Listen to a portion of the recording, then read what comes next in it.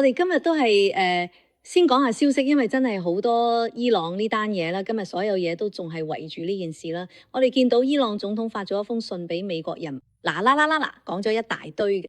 同時美國嗰邊一個接一個行動都不斷咁進行緊。我同秦鵬，我哋先講下事實，之後咧就同石山一齊傾下。今日朝早咧，特朗普就已經講咗啦，發咗一個貼。咁嗰個貼咧就直接講到，佢仲係想撤軍，話2-3個星期之內，跟住佢又講到，佢話我哋會繼續轟炸。用你哋嘅話講，就係打到伊朗，打到去石器時代，然後我哋就走。如果唔得嘅話，我哋再翻嚟。今日朝早喺呢番講話咧，加埋尋日伊朗總統嗰番說話，而且伊朗今日仲宣布，如果你再咁暗殺我哋官員，我哋就轟炸你10幾間美國公司，佢哋真係去轟炸佢。連亞馬遜嗰啲數據中心咧都再炸多一輪嘅，結果咧美國股市一啲都冇受影響啊！佢哋嗰邊講嘅嘢，美國股市今日依然係大升收市，去到收市啦。尋日亞洲都跟住升，依家嘅真金白銀，大家都覺得無論你點嘴硬，大家都認為川普可能真係要撤軍，呢場仗可能真係要停，真係冇乜嘢啦。好啦，秦鵬補充一下，今日朝早川普嗰個貼文幾有趣，你點樣去解讀？佢話要將伊朗打返去石器時代，呢個就係我講嘅。實際上你要撤退嘅時候，佢一定唔會話係喺伊朗所謂嘅，佢可以喺宣布勝利嘅情況下完全撤返去，所以佢一定會將伊朗喺我哋講嘅關鍵嘅軍事能力或者佢哋嘅兩用製造能力徹底咁樣打殘咗，令到佢未來10年20年入邊唔單止發展唔到，只要佢一敢發展，就會即刻俾人打壓，係啦，咁就會好驚，唔敢再輕易發展呢類產業。而且咧，呢幾方面其實都包括佢哋嘅材料、技術，甚至人員。所以其實咧，就係我哋講嘅，對於特朗普嚟講，佢係為咗所謂長治久安，為咗成個持久嘅世界和平，一定會做咗一樣嘢。咁第二樣嘢咧，其實都係一種心理戰，因為而家都仲喺度談判緊。伊朗其實仲係要面子嘅，佢都想要例子，想做嘅讓步，但係佢又想保留一啲核心嘅嘢，例如佢想保留霍爾木茲海峽一定嘅控制權，佢想保留佢哋一啲關鍵技術，包括導彈技術呢啲發展能力。所以講到呢一點，特朗普其實一定會繼續向佢施壓，唔可能唔做，完全就係因為時間到嘅，或者因為其他原因冇辦法之下先至撤走。所以我覺得兩方面嘅因素應該都有啦。今日咧，特朗普都有表示咧，佢話伊朗而家已經佢能力發展核武器。佢嚟講，4月1號美國總統佢話佢根本唔關心伊朗濃縮佢嘅庫存，佢仲話佢哋相關嘅設施埋得好深。佢話美國會通過衛星持續監控相關情況，伊朗而家已經冇能力發展核武，同時重申阻止伊朗獲得核武器嘅目標已經達成。呢個就係今日最新嘅一個表態。跟住同時呢邊轟炸仲繼續緊，伊斯法罕呢邊又再轟炸，然後嗰日咧我哋已經見到佢嗰種巨大嘅爆炸力，今日咧都仲係繼續轟炸啦。咁呢個轟炸我哋都見到真係幾嚇人，大家都覺得佢仍然觸發咗佢嘅彈藥庫等等嘅，都係嗰種叫巡步係嘛，即係巡步一個炸完啦之後，跟住一連串嘅爆炸，仲有今日伊朗方面嘅消息咧，就係佢嘅伊朗最高領袖嘅外交政策顧問啊，前伊朗外交部長叫做哈拉奇咧，今日遭到美伊聯軍嘅襲擊，身受重傷，佢老婆遇難。呢個又係前2日仲有一個咁嘅司法部長咧，據講咧都係俾人刺殺咗，但係而家未得到伊朗官方承認，網上已經有呢個消息啦，所以轟炸之間都仲係進一步推行緊。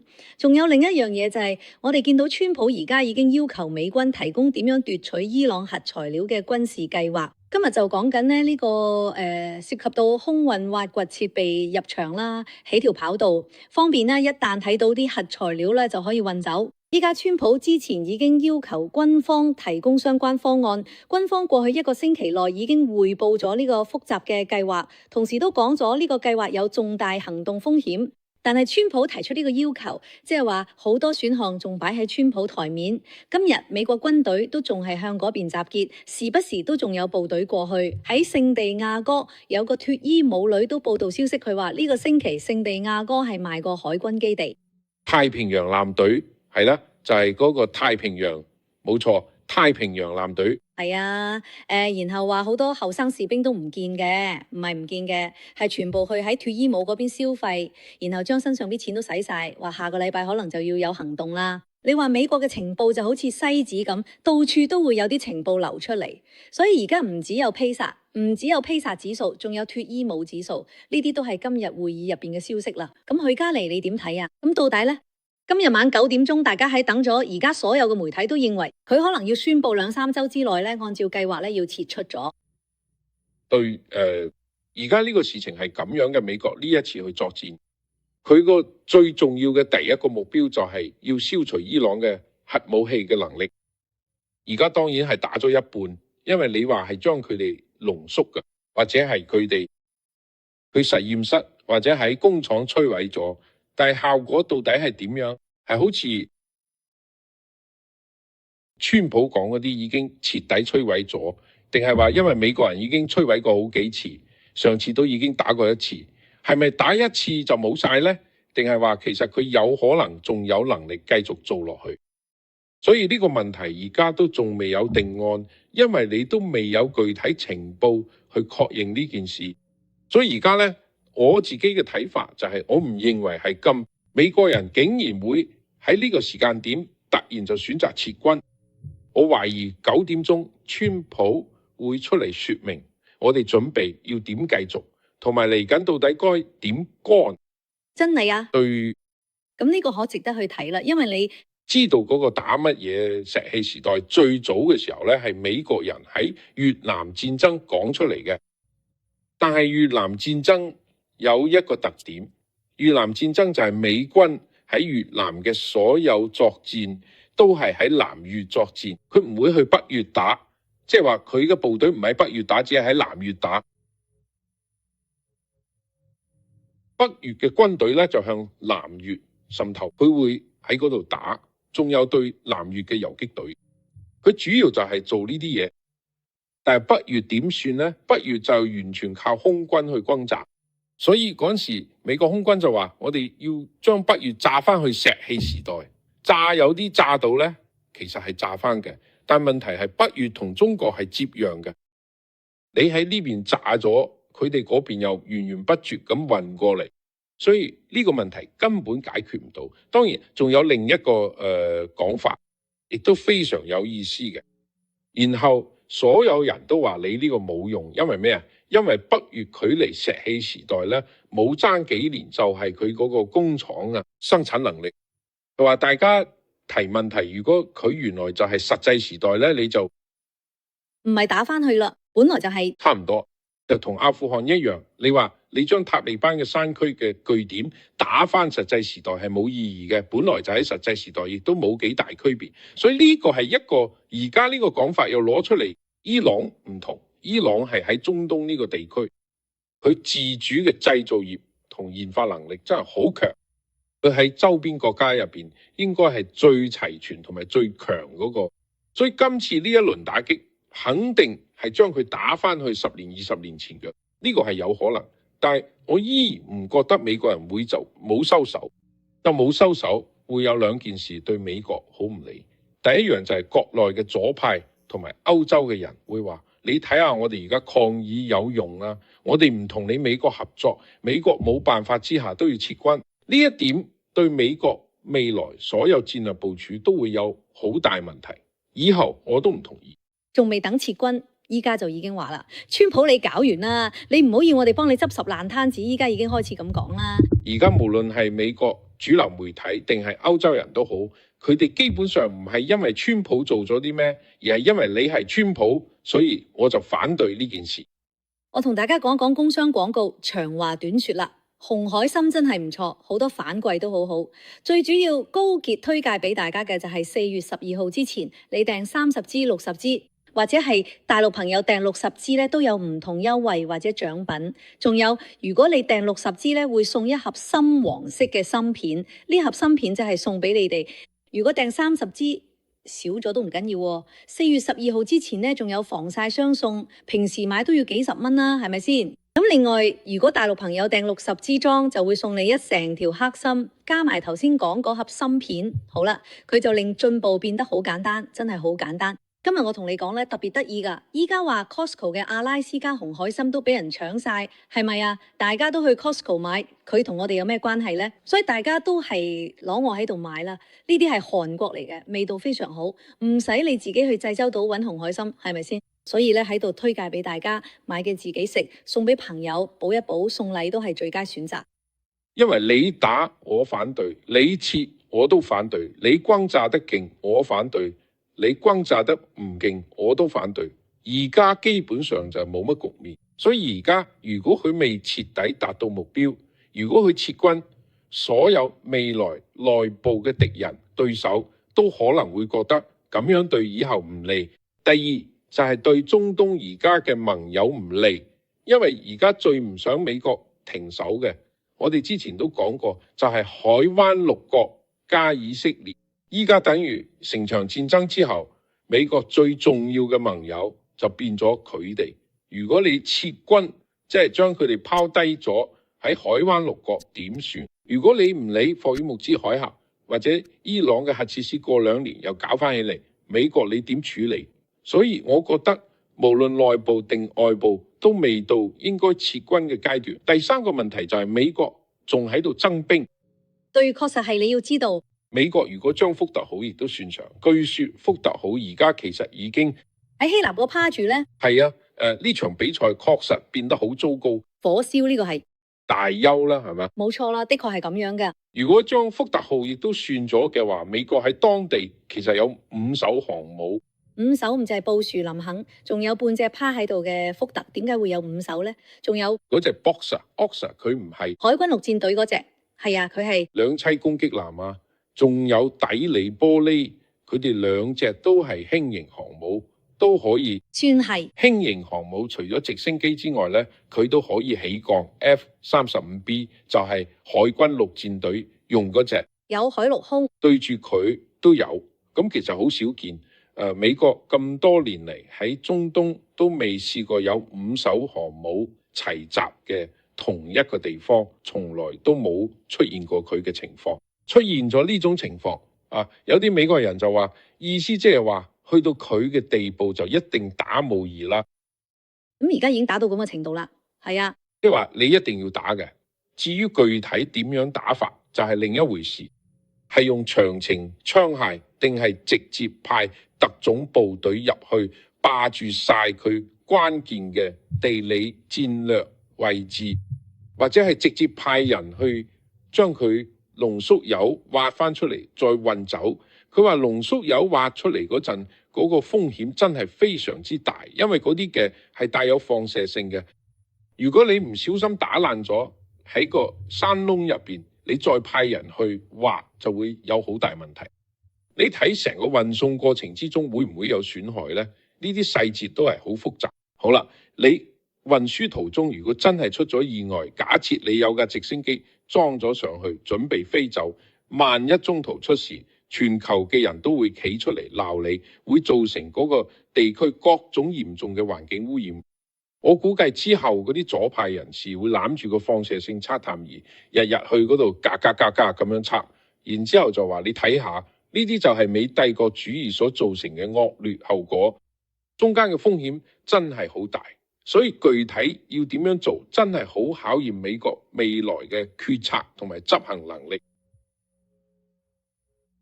決心同成個軍事行動安排嘅精密程度。所以而家嘅情況就係，如果佢而家撤退，真係所有人都一定會話佢失敗，所有人都會話功勞都係自己身上。Noking 我哋呢邊就會話。西班牙都話你睇下，我唔俾睇過我領空，所以佢停咗，啱唔啱？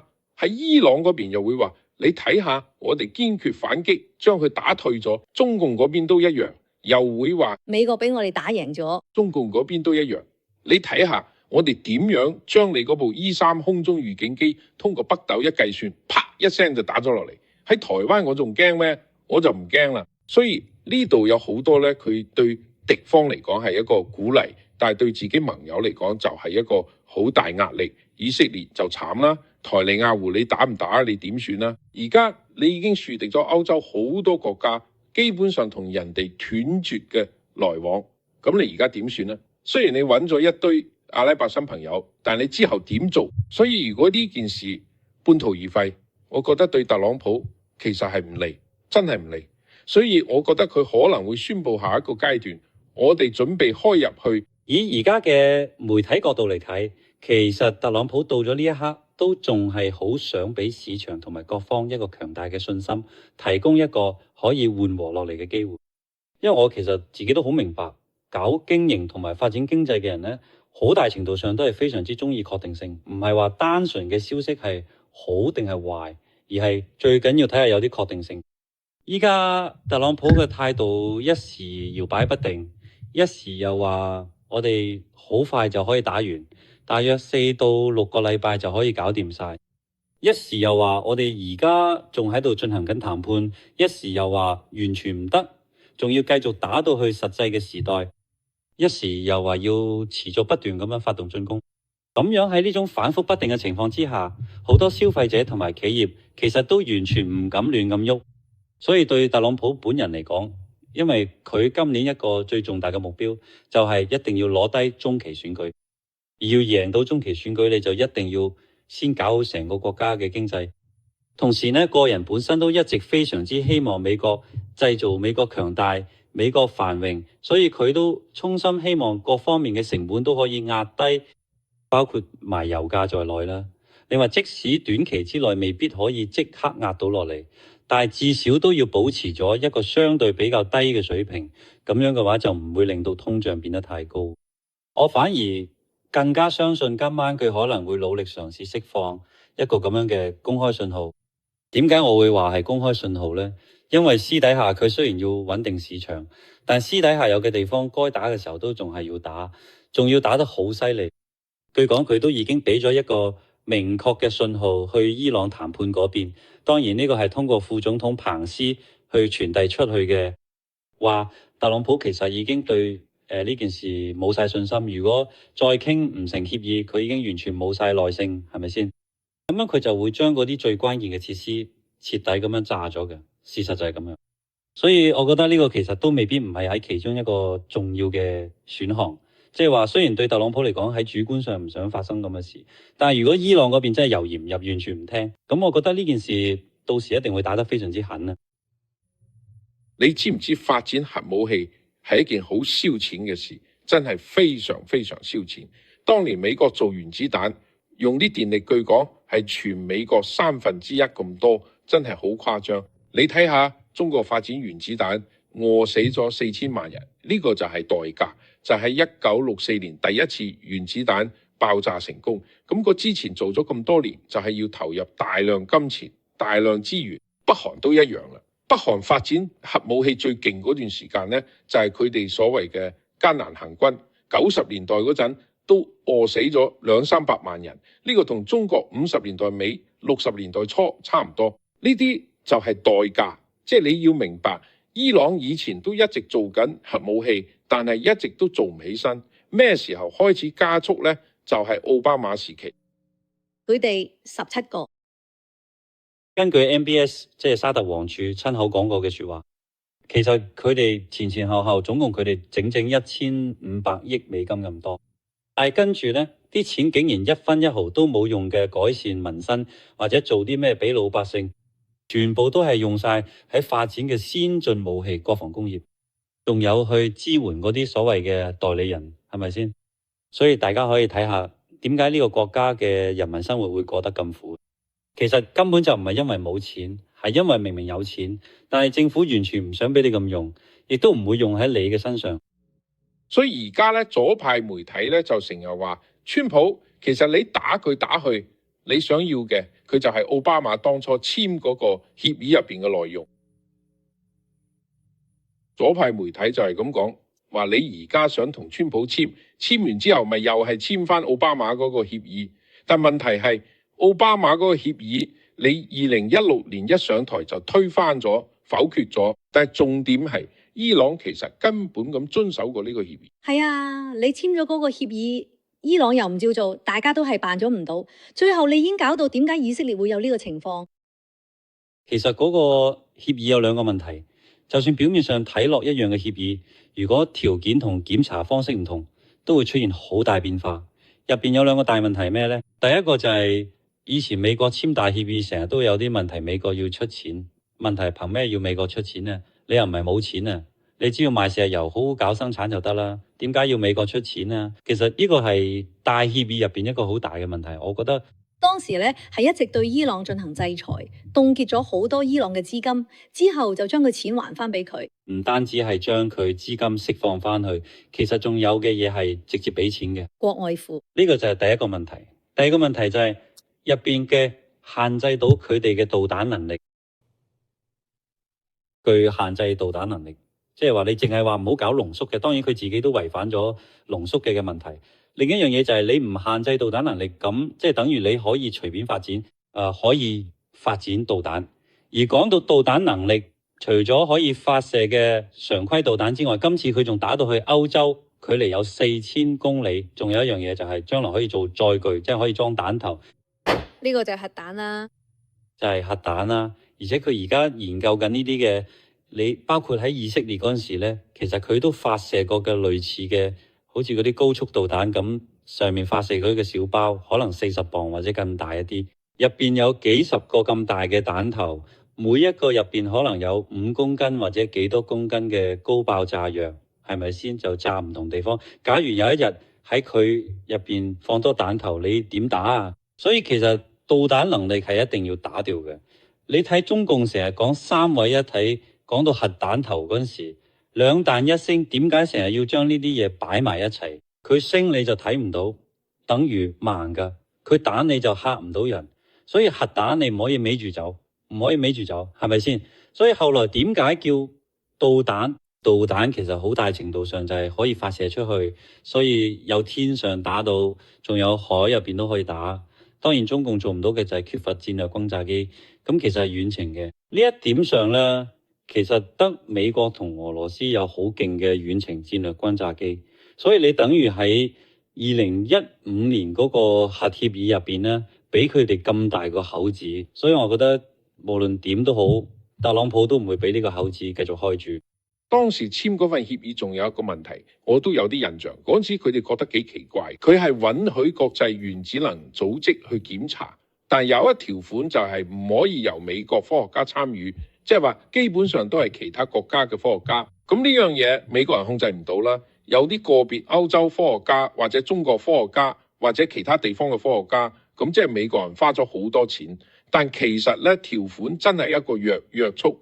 呢條款對美國嚟講呢，其實好唔理，因為時間越耐，對美國呢就越唔着數。咁錢已經攞到啦，所以特朗普一上場第一時間呢，就停咗呢個協議。係啊，冇錯。好清楚嘅。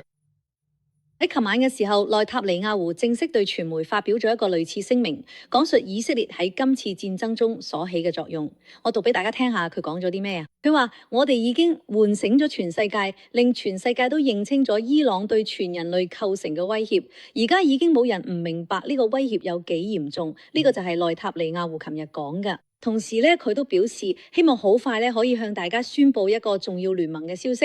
內塔尼亞胡呢個唔係愚人節，呢個係真嘅，係琴日正式聲明入邊講嘅重要聯盟消息，我哋都好關注。仲有就係呢個政權注定要垮台，遲早嘅事。我哋實現咗戰略逆轉，以前伊朗想扼殺我哋，而家反而係我哋扼殺咗。跟住佢又講到喚醒世界呢個，之後又講。以前我哋孤軍奮戰，而家我哋同美國並肩作戰，並且喺本地區建立咗針對伊朗威脅嘅新聯盟。我希望好快可以向大家宣布呢個消息。我哋已經動搖咗呢個政權嘅根基，佢遲早會徹底垮台。我哋已經消除咗2大生存威脅：核武器同數萬枚彈道導彈。我哋已經摧毀咗包圍我哋嘅伊朗恐怖主義武裝勢力。佢哋雖然仲有嘅殘餘力量，但已經威脅唔到我嘅生存。我哋嘅邊境線即係加沙、敘利亞、黎巴嫩方向建立咗重心防禦，呢啲就係琴日嘅幾個重點。你睇下佢點描述呢件事，而且佢第一個就係要宣布重大聯盟。不過咧，今日未有消息，唔知今晚特朗普會點樣啦。其實我一直都覺得有可能同呢個有關。第一，依家你知啦，北約而家美國特別係特朗普對北約呢件事好唔開心。北約以前係美國用嘅維持世界秩序最重要嘅一個平台嘅，咁就係做呢啲咁嘅。但係而家好明顯，北約靠唔住，北約靠唔住，北約有咗次歐盟，佢有可能一票否決，或者根本就唔同你玩。歐洲咁多國家，如果中間有兩個國家唔同你玩，你嘅飛機要飛都冇辦法直線飛，要兜路飛過去，呢個係一件好麻煩嘅事。當然，歐洲而家嘅即時威脅，但係你靠唔住歐洲，所以我一直覺得佢有可能會成立另一個類似北約嘅組織。其實另外嗰個前身已經有啦，就係嗰個和平委員會，大家仲記唔記得？中東嗰邊，佢而家有可能就再以嗰個做基礎去成立一個共同防禦嘅組織，包括以色列同埋阿拉伯國家，包括可能周邊嘅願意同佢合作嘅國家。呢啲國家喺入邊嘅時候，其實就等於北大西洋公約組織嘅對住蘇聯嘅意志，佢想成立嘅大批國家去控制呢個地區，佢要強力掌控。但係入邊呢，有幾個好難跨越嘅障礙。以前最大嘅就係以色列同阿拉伯人嘅關係，呢個真係冇得搞。不過今次伊朗將呢個問題推前嘅，因為包括沙特、阿聯酋、卡塔爾、巴林呢啲國家都願意承認以色列，願意建交，甚至願意聯盟，即係話有一個更直接嘅威脅，大家都願意聯盟埋一齊。所以如果呢個新聯盟類似 NATO 咁樣喺中東出現一個新嘅聯盟嘅話，對成個世界格局嚟講呢，確實係非常非常重要，係一個好大嘅變化，佢就真係好有意思啦。到而家我哋琴日已經分析咗秦鵬咩敍利亞，亦都表示要去提供管道輸油管線，佢要加入。對啊，黎巴嫩、約旦呢啲都係潛在嘅願意加入嘅國家，所以佢呢個咧宣布以色列嘅內塔尼亞胡話，佢希望可以盡快宣布呢個聯盟，好有可能咧今晚川普就會宣布，係咪先？如果我用13字一分析嘅話咧，我今晚節目一完咧就要即刻去攞9點嗰個。講到呢個其實好有意思，你知唔知美國有5艘航母喺中東，其中有一艘輕型航母叫迪利波利，英文係 Tripoli， 其實係 Tripoli。呢個名好有意思，喺美國有個非常出名嘅戰爭紀念碑叫 Tripoli。Tripoli 呢個戰爭紀念碑而家喺美國海軍學院，原本係擺喺華盛頓 DC， 之後搬咗去美國海軍學院。Tripoli 係美國第一場對外戰爭。美國第一場對外戰爭，咁美國同英國同法國打，咁唔叫對外戰爭啊？嗰個係建國個戰爭。咁佢建國戰爭，咁係幾時啊？1801年打到1805年就係美國建國先10幾年，你知道嗎？10幾20年就開始對外，嗰個就係第一場戰爭，獨立之後嘅第一場。打嗰個地方就叫做 Poli， 嗰個就係利比亞海岸嘅城市，當時叫巴巴里海岸。嗰陣時嗰條海岸全部都係阿拉伯人，係奧斯曼帝國屬下嘅阿拉伯各個行省。實際上總督基本上係高度獨立，但係佢名義上仲係屬於奧斯曼帝國。不過其實佢哋做乜嘢嘅？佢哋靠咩揾食？佢哋靠海盜。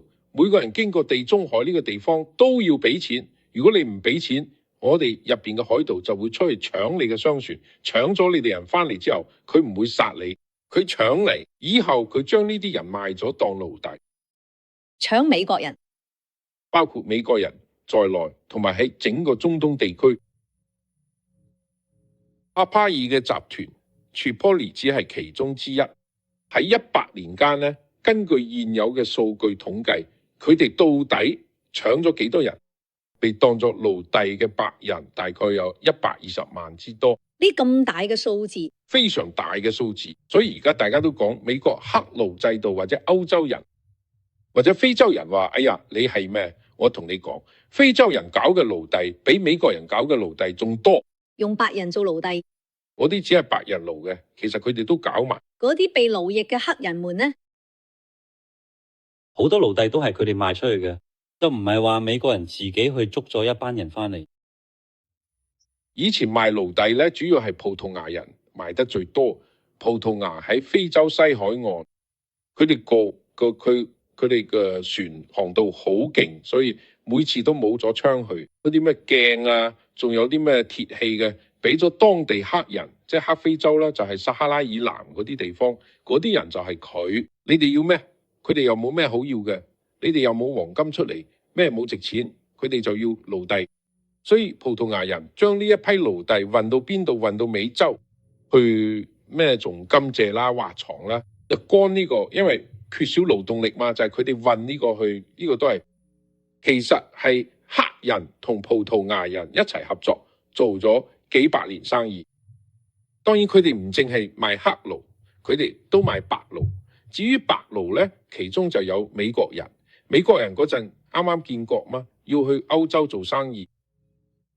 最早嘅時候，成個地中海都係法國人話事。法國人話我保護你嘅，所以嗰啲人都唔太敢搞法國人。但係美國獨立之後，美國同法國嘅關係都變咗，結果就唔同嘅。法國人唔太理美國人，美國人要自己搞掂。你知唔知佢要幾多錢？嗰時一年要俾呢個 Tripoli 佢哋呢班人，俾帕帕爾呢個海盜集團要俾22.5千美金。喺嗰個年代，美國成個國家一年嘅全國總財政收入加埋都仲未夠1000萬美金。